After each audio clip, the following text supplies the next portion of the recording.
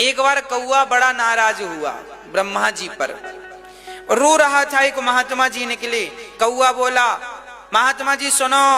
महात्मा जी बोले क्या हुआ? बोले हम पर कृपा करो। क्या करें? बोले भगवान ने हमें कौआ बना दिया है। तो महात्मा जी बोले तुम क्या बनना चाहते हो? बोले हमारा तो जीवन बेकार चला गया कौआ।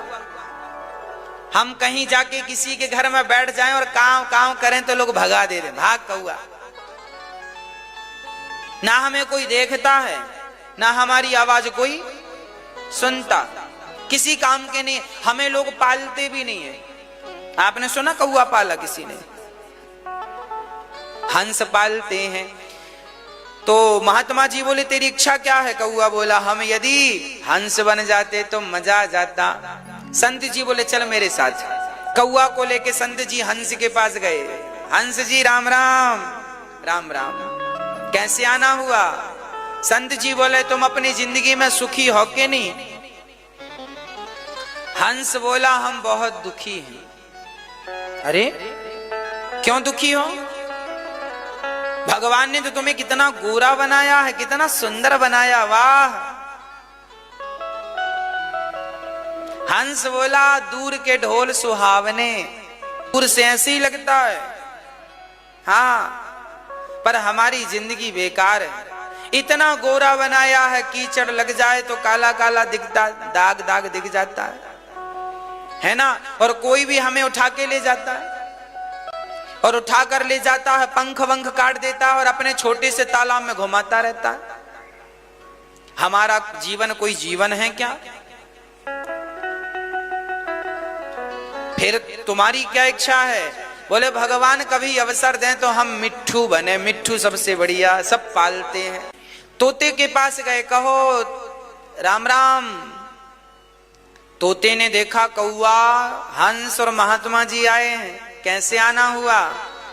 हंस बोला तुम बहुत सुखी हो इसलिए तुमसे मिलने आ गए। तोता बोला किसने कहा सुखी हो? अरे हम देखते हैं कितने तुम्हारी चोंच कितनी सुंदर है, पंख कितने, लोग तुम्हें देखने आते हैं, वाह कितना सुंदर है। तुमसे सुंदर कोई होगा? मिट्ठू बोला ये बताओ तुमने यहां कितनी परिक्रमा लगाई पेड़ की? बोले हमने 3 परिक्रमा लगाई। बोले मैं यहीं बैठा था, तुम 3 बार घूमे तब मैं दिखा। मैं पेड़ों के पत्तों में ही मिल जाता हूं क्योंकि उनका रंग और मेरा रंग एक सा है। पेड़ के पत्ते और मिट्ठू का रंग लगभग एक सा है।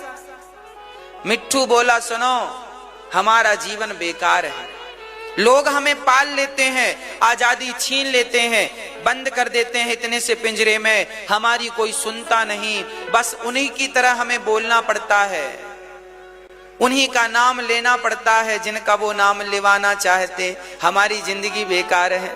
तो भाई तुमको कोई बनाए तो क्या बनोगे? बोले हमें कोई बनाए तो हम मोर बनेंगे।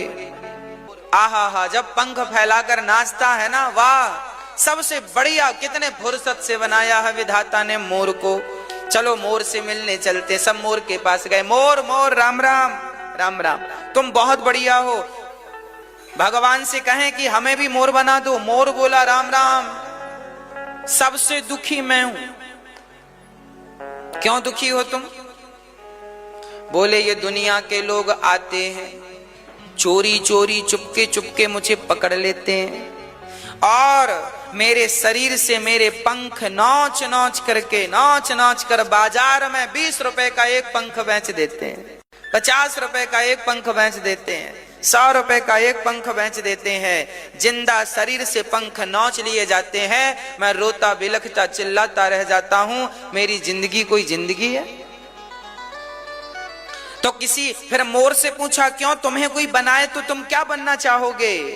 मोर बोला यदि ब्रह्मा जी मुझसे पूछें कि तुम्हें क्या बनना, तो मैं कहूंगा मुझे कौआ बना दो।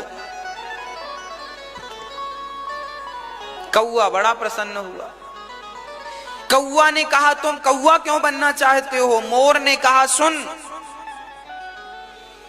हमें भय है कि लोग हमें पकड़कर हमारे पंख ना नोच लें, मिट्ठू को भय है कि पकड़कर कोई पिंजरे में ना बंद कर ले, हंस को भय है कि पकड़कर कोई छोटे से पानी के पॉट में ना रख ले, पर कौआ तुम्हें किस चीज का भय है? आज तक किसी ने कौआ को पकड़ा?